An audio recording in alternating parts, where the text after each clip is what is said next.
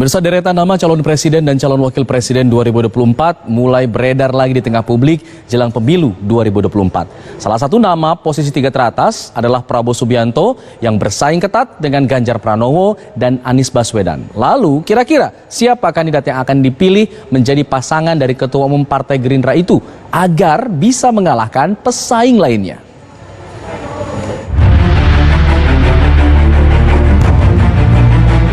Beberapa lembaga survei merilis simulasi pasangan calon presiden dan calon wakil presiden 2024. Deretan nama digadang-gadang akan bersaing ketat pada pemilu mendatang. Sebut saja nama Menteri Pertahanan yang juga Ketua Umum Partai Gerindra, Prabowo Subianto. Prabowo berhadapan dengan Ganjar Pranowo, Anies Baswedan, dan nama-nama tenar lainnya. Meski belum menjadi calon presiden definitif, tapi publik mulai menghitung siapa di antara figur yang beredar punya peluang besar untuk menang. Simulasi pasangan Capres-Cawapres masih bersifat dinamis.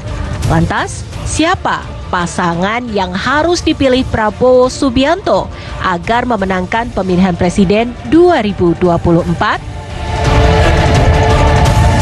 Tim TV One mengabarkan.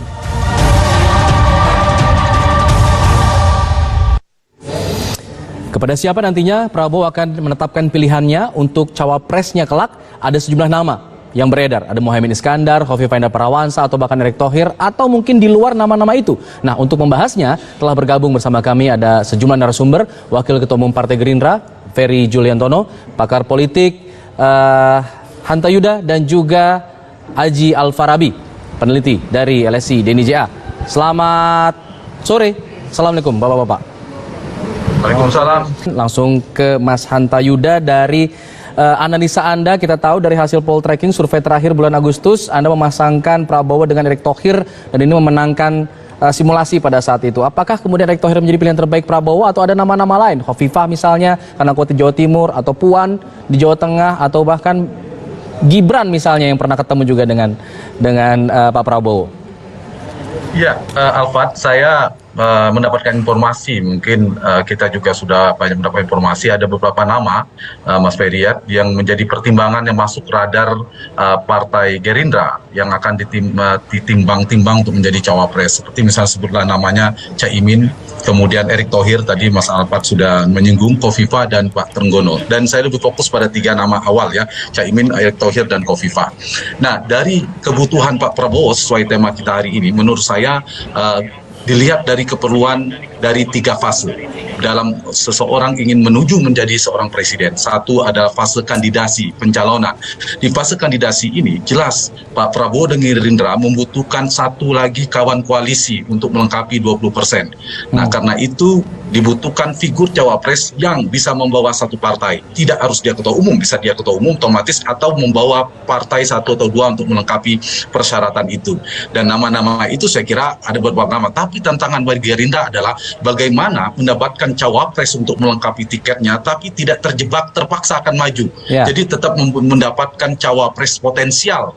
Jadi tidak otomatis seorang ketua umum partai harus jadi cawapres, karena Caimin maksudnya jadi terjebak begitu, Mas Hanta. Jadi calon presiden, iya, tapi juga ingin memenangkan pertarungan. Nah, yang kedua, Alfat, ini di fase kedua, campaign. Di campaign ini adalah winning the election, bagaimana memenangkan pertarungan. 2 faktor yang sangat menentukan. Kalau yang pertama ada boarding pass, yang ini faktor elektabilitas dan isi tas atau logistik. Nah, dari secara elektoral, saya kira kita tahu Pak Prabowo dulu punya basis di sebagian Sumatera, Jawa Barat, DKI, Banten, dan lemah di daerah Jawa Tengah, Jawa Timur, dan Kalimantan, Sulawesi sebagian besar ya.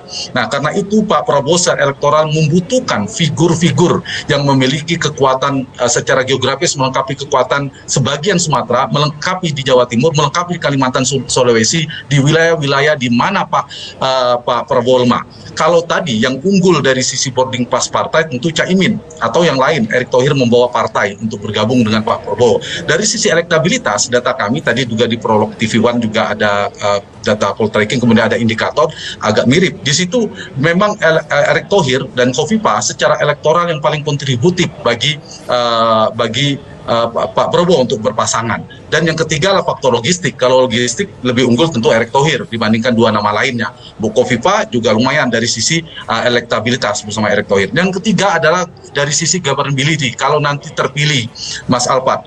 Nah, kalau dilihat dari sini tentu orang-orang seperti Pak Prabowo yang bicara tentang visi global yang ke depan itu membutuhkan seorang profesional teknokrat seperti Bukoviva punya pengalaman, seperti Erick Thohir juga punya pengalaman, termasuk yang lain lah, Caimin dan sebagainya. Nah, dibutuhkan figur-figur yang detail yang bisa melengkapi Pak Prabowo. Dukungan seperti inilah yang dibutuhkan oleh Pak Prabowo ingin memenangkan pertarungan ke depan itu. Jadi kombinasi antara dukungan publik dengan kata lain elektabilitas, dukungan tiket partai, tiket politik atau dengan istilah tadi boarding pass. Yang kedua, yang ketiga adalah isi tas atau logistik tadi. Nah, di sisi posisi ini sebenarnya Alfat, Pak Prabowo, Mas Ferry, menurut saya masih punya potensi. Dengan posisi Pak Prabowo sekarang bergeser ke tengah, kalau misalnya capres tadi Mas Haji Farabi juga nyinggung, semua hampir lembaga survei ada 3 yang kuat. Ada Ganjar, misalnya kita lihat secara posisi ideologi pendukung ceruknya, Pak Prabowo itu agak ke tengah sekarang, bergeser tengah sejak bergabung dengan Pak Prabowo. Dan yang paling kanan sekarang seperti Mas Anies menggantikan posisi Prabowo yang dulu. Nah, posisi Prabowo sekarang ini diuntungkan dari 3 konstelasi, Alfat. Satu konstelasi di internal PDI Perjuangan, antara Puan dan Ganjar, itu bisa jadi Pak Prabowo dapat bola muntah. Karena ya kalau ternyata Puan sulit menang, Ganjar mengancam posisi Puan di PDIP, bisa jadi ada kedekatan PDIP akan ke Pak Prabowo. Yang kedua, dari konstelasi antara partai di dalam dan luar pemerintahan. Nah, Pak Prabowo dan Gerindra itu bisa ke kedua-duanya. Mereka diuntungkan dengan posisi ini. Dan yang ketiga adalah posisi pembelahan ceruk pemilih. Kalau ada di kiri dan kanan tadi, maka perjuangan Pak Prabowo paling berat itu kalau 3 pasang adalah di putaran pertama. Karena yang di tengah ini biasanya menyempit karena posisi ada 2 kemungkinan, semakin habis ceruknya karena diambil kiri dan kanan. Nah, kalau bisa memenangkan pertarungan di putaran pertama, Pak Prabowo lolos di putaran kedua, maka di putaran kedua yang paling mungkin mendapatkan limpahan suara ada Pak Prabowo.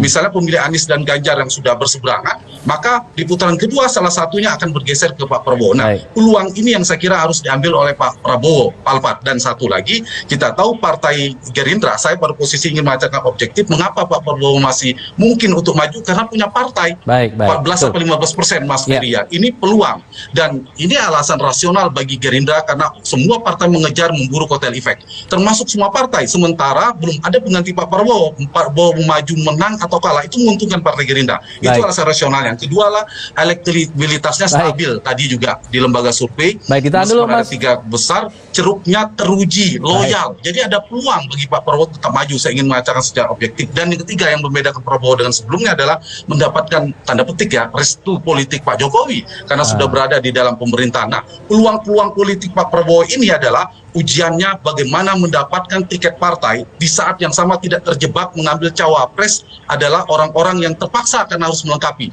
Tapi carilah cawapres yang potensial secara elektoral, memberikan dukungan insentif elektoral, secara elektabilitas dia kontributif, membantu wilayah geografis yang Pak Prabowo lemah. Di wilayah demografis adalah NU. Karena itu NU adalah kunci dan kekuatan milenial. Islam kelompok NU itu mayoritas Indonesia diperlukan Pak Prabowo. Figur seperti Kofifa adalah keluarga besar NU.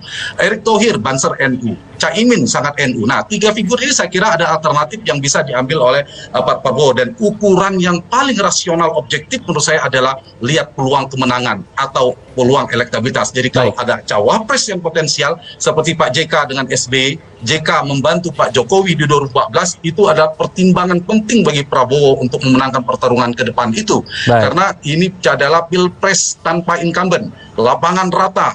Faktor cawapres sangat menentukan, beda dengan periode kedua seorang capres yang incumbent. Nah, dari posisi seperti ini, maka kalkulasi paling rasional bagi Pak Prabowo dan Gerindra adalah carilah cawapres yang bisa memenangkan pertarungan, yang kontributif secara elektoral. Dan di data poll tracking terakhir, kalau kami mudah nama cawapres nanti bisa dibandingkan, Alfat, yang 4 besar, 5 besar itu memang ada Ridwan Kamil, kemudian ada Sandiaga Uno, ada Erick Thohir, ada AHY, ada Kofifa, Mbak Puan juga masuk di sana. Tetapi orang-orang seperti Ridwan Kamil, seperti Sandiaga Uno memang kurang cocok dengan Pak Prabowo. Kenapa? Karena basisnya hampir sama.